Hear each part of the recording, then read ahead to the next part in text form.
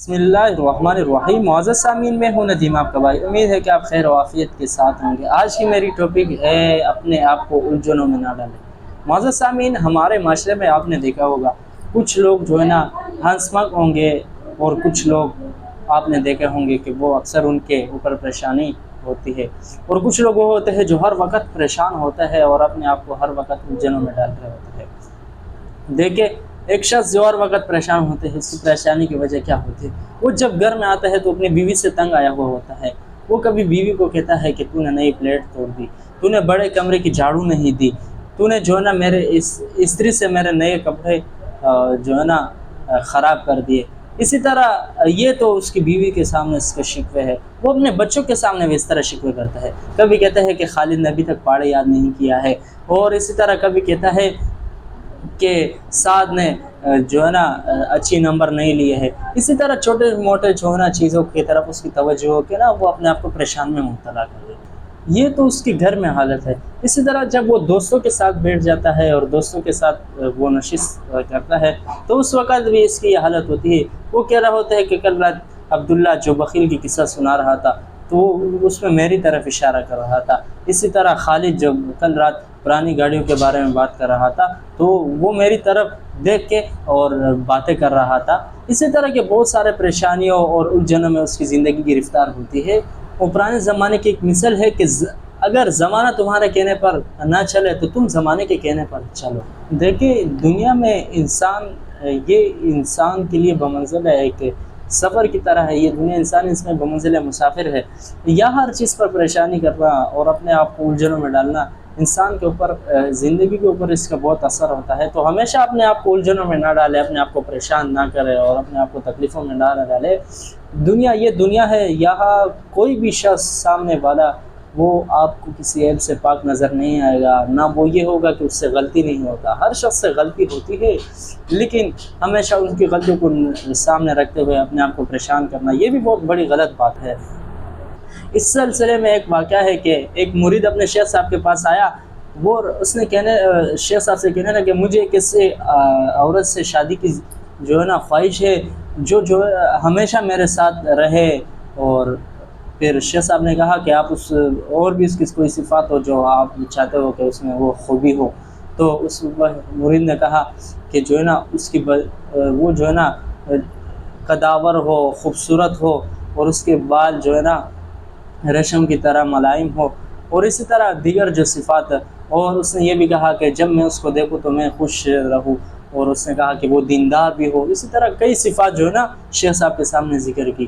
تو یہ باتیں سن کر آخر میں شیخ صاحب نے کیا کہا کہ آپ کے لیے اس طرح کی بیوی ملنا جو ہے نا وہ میرے علم میں ہے۔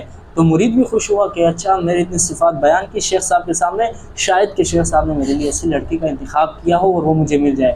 تو شیخ صاحب نے کیا کہا آگے سے کہ آپ نے جتنی بھی صفات بیان کی ہے کہ اس کا جو ہے نا قداور ہو، خوبصورت ہو، اس کے بال جو ہے نا نرم ہو، اور جب میں اس کو دیکھوں تو خوش ہو جاؤ، اور میرے مال کی حفاظت کرنے والے ہو، اور عقل مند ہو، دانا ہو، اور دین مذہب نماز وغیرہ کی پابندی کرنے والی ہو، اسی طرح جو صفات بیان کیے تھے۔ تو اسی طرح کی عورت جو ہے نا آپ کو دنیا میں نہیں مل سکتی، وہ آپ کو آخرت میں ملے گی۔ دیکھیں، مرید تمام صفات عورت میں جو ہے نا چاہتا تھا۔ دیکھیں، ہر چیز اس عورت میں ہونا ضروری نہیں ہے۔ تو شیخ صاحب نے بھی آگے سے جواب دیا کہ اس طرح کی عورت جو ہے نا آپ کو قیامت کے دن مل جائے گی، آپ کو جنت میں ملے گی۔ یہ دنیا ہے، یہاں کمیاں ہے، ہر انسان پورا نہیں ہے، ظاہر ہے ہر انسان میں کچھ نہ کچھ خامیاں ضرور ہوتی ہے۔ تو ہمیشہ خامیوں کی طرف نظر کر کے اور ان کی چھوٹی چھوٹی غلطیوں کو اپنے دماغ کے اوپر سوار کر کے اپنے آپ کو پریشان کرنا یہ اچھی بات نہیں ہے۔ تو اپنے آپ کو الجھنوں سے نکالے، پریشانیوں سے اپنے آپ کو نکالے، خوش رہے اور خوشی کی زندگی گزارے۔ آپ صلی اللہ علیہ وسلم کی زندگی میں اگر ہم غور کریں تو آپ صلی اللہ علیہ وسلم کی زندگی ہمارے سامنے۔ آپ صلی اللہ علیہ وسلم جب چاش کے وقت آپ صلی اللہ علیہ وسلم کو کبھی کبھار بھوک لگتی اور آپ صلی اللہ علیہ وسلم گھر تشریف لاتے اور گھر والوں سے کہتے کہ گھر میں کچھ تیار ہے یا نہیں۔ جب گھر والے کہتے کہ آج کچھ تیار نہیں تو آپ صلی اللہ علیہ وسلم کہتے کہ چلو آج میں روزہ رکھ لیتا ہوں۔ آگے سے وہ یہ نہیں کہتے کہ مجھے کیوں نہیں بتایا، میں سامان لے کے آتا، آج کیوں کھانا نہیں پکایا، یہ تمہاری سستی ہے، تمہاری غفلت ہے، اس طرح کی جو باتیں ہوتی ہیں تو آپ صلی اللہ علیہ وسلم یہ نہیں کہتے، بلکہ کہتے کہ چلو آج میں روزہ رکھ لیتا ہوں۔ تو یہ تھے آپ صلی اللہ علیہ وسلم کا اخلاق، عادات اپنے آپ کو پریشان نہ کرے، ہر چھوٹی چھوٹی چیزوں کو سامنے لاتے ہوئے اپنی ذہن کے اوپر پریشانی کو غالب نہ ہونے دے۔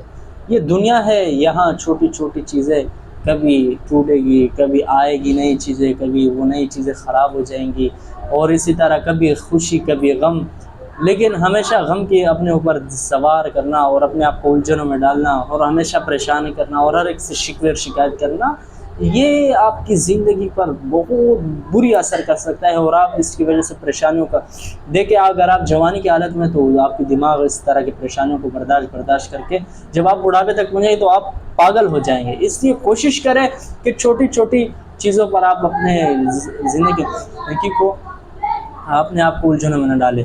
دیکھیں، بسا اوقات ہمارے سامنے 1 منٹ کی غم ہوتی ہے لیکن ہم اس کو گھنٹوں کا غم بنا رہتے ہیں، کبھی کبھار 1 دن کا غم اور فکر ہوتا ہے لیکن ہم اس کو سالوں سال جو ہے نا اس کے بارے میں سوچتے ہیں۔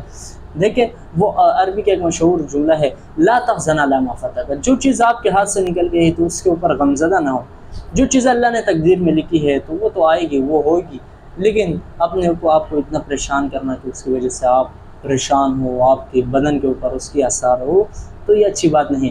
معزز سامعین، امید ہے کہ میرے آج کی ٹاپک آپ کو پسند آئی ہوگی۔ اگر آپ چینل پر نئے ہیں تو ویڈیو کو لائک کریں، چینل کو سبسکرائب کریں اور بیل کا آئیکن ضرور دبائیں، اور ملتے ہیں انشاءاللہ اگلے ویڈیو میں۔ اللہ حافظ۔